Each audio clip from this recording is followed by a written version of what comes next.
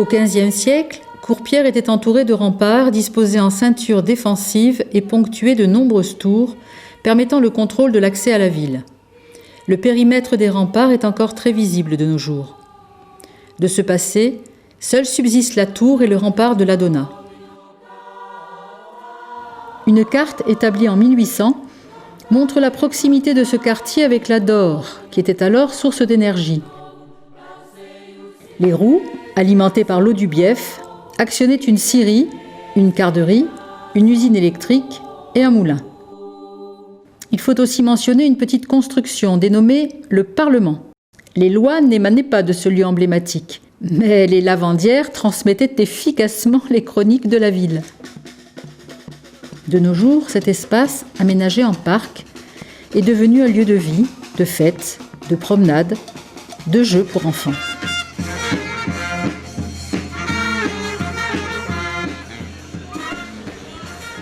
Mais la sérénité de ce beau jardin a été très entachée à la fin de l'année 2010.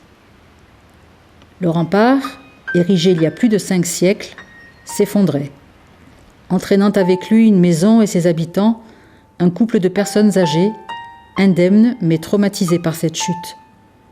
Le mari décédera l'année suivante. Trouver une solution de réparation a été une lourde épreuve pour la communauté. Les monuments historiques préconisaient une reconstruction à l'identique, alors que les normes actuelles, prenant en compte les aspects sismiques, imposaient une construction massive en béton armé. Concilier toutes ces contraintes, en intégrant l'aspect financier, a demandé beaucoup de temps. Fin 2014, une solution est enfin adoptée. Le chantier peut commencer. La reconstruction du rempart est précédée par 2 phases préliminaires. Il faut tout d'abord créer une voie stabilisée pour l'accès des véhicules lourds.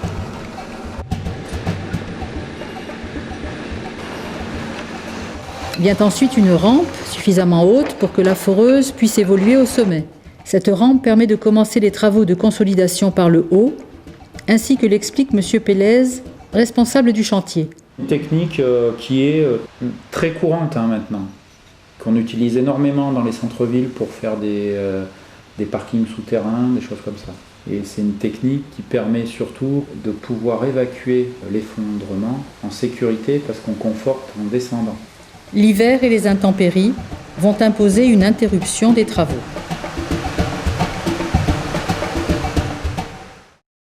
Début février, la reconstruction débute par une paroi dite clouée.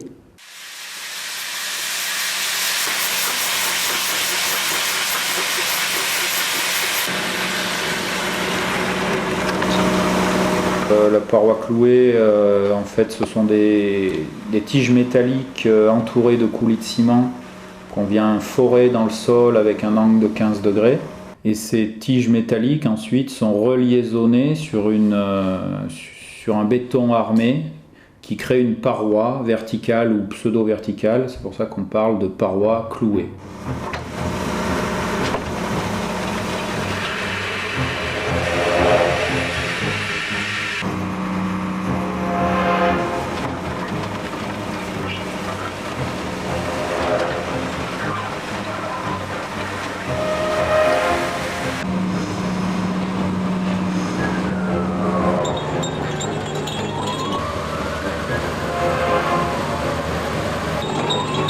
Le premier travail, c'est le forage. Et après, on met la barre. Et après, par l'intermédiaire ce qu'on appelle une canule, c'est-à-dire un petit tuyau qui va jusqu'au fond du trou, on injecte le coulis sous pression pour être sûr qu'il remplit bien le trou jusqu'à ce qu'il déborde du trou. Et là, on est sûr que le clou est bien fait. Alors, la profondeur varie en fonction des clous. Donc, ça va de 6 à 12 mètres. Tout ça n'est pas fait à l'aveuglette, il y a un vrai dimensionnement, tout est contrôlé, les fiches de forage, les pressions d'injection, tout ça fait l'objet d'un suivi qualité de réalisation. Avec la mise en place des écrous, les tiges et la paroi ne font plus qu'un. L'espace est sécurisé, la phase suivante peut commencer. Mi-avril, le matériel lourd arrive sur le chantier. Matériel de levage, foreuse verticale, tête de forage, et un important stock de matériaux.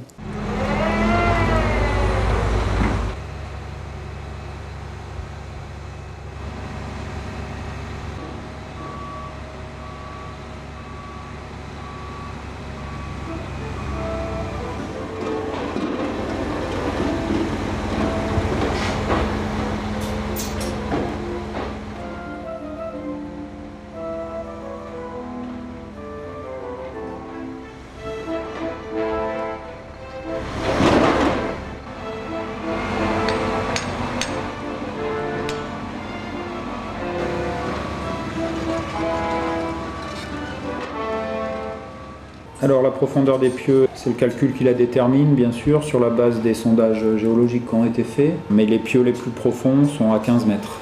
Et le pieu le plus sollicité, sous une action sismique éventuelle, il reprend quand même 300 tonnes.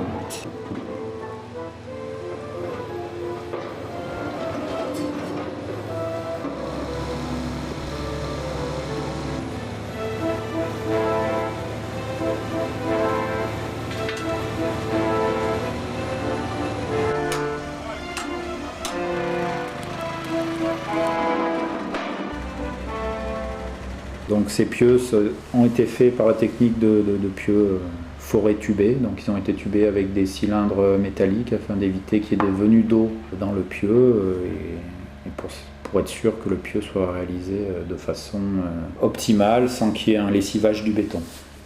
Une fois qu'on a coulé et que le béton a rempli le trou, on enlève le cylindre métallique.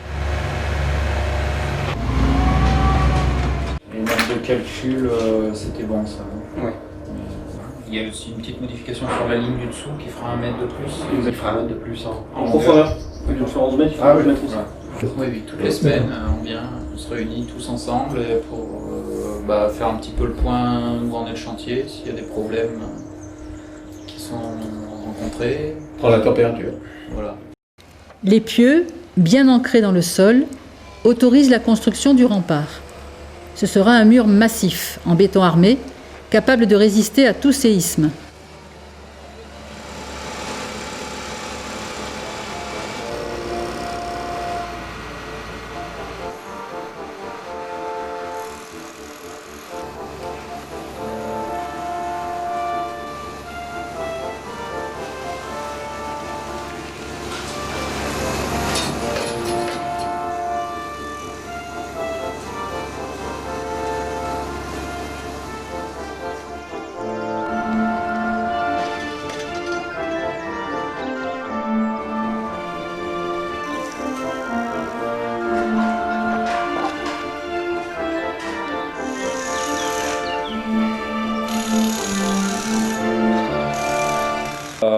Tout est calculé aux normes antisismiques en vigueur, c'est-à-dire l'Eurocode 8. Donc que ce soit la paroi clouée ou l'ouvrage béton armé et les pieux, tout est conforme aux normes antisismiques en vigueur. On est obligé, de toute façon, il n'y a pas de choix à faire. Sur une échelle de 5, le Puy-de-Dôme est classé en zone 3. On a quand même une accélération qui est significative et qui induit un surdimensionnement par rapport à une zone non sismique.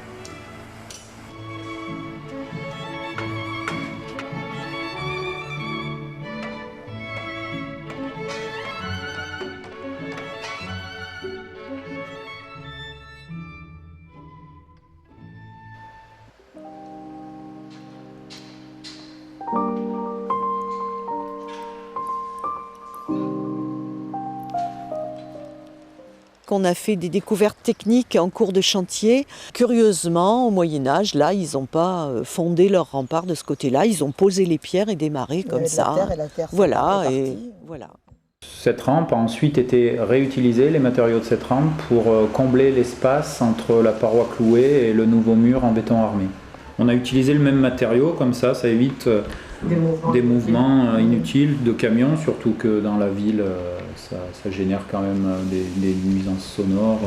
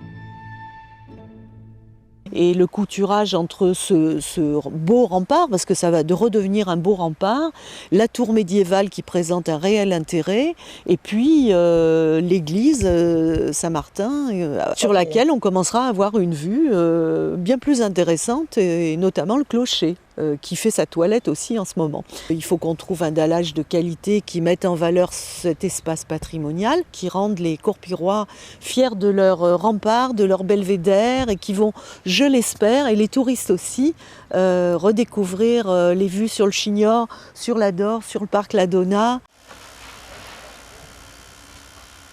La construction du mur de parement constitue la dernière phase du chantier. Il s'agit de donner à l'ouvrage un aspect proche du rempart d'origine.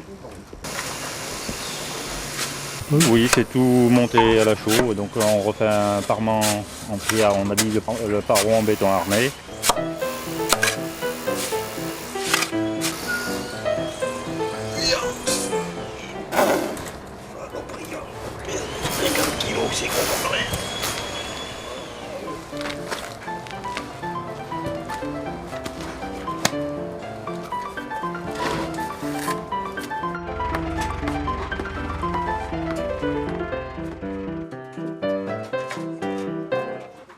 Les Courpirois sont très attachés à leur patrimoine. La reconstruction du rempart a été, pour eux, un moment fort de la vie de la cité. Que ces images leur permettent de conserver la mémoire d'un chantier exceptionnel, tout en sachant que cet édifice est maintenant capable de traverser les siècles.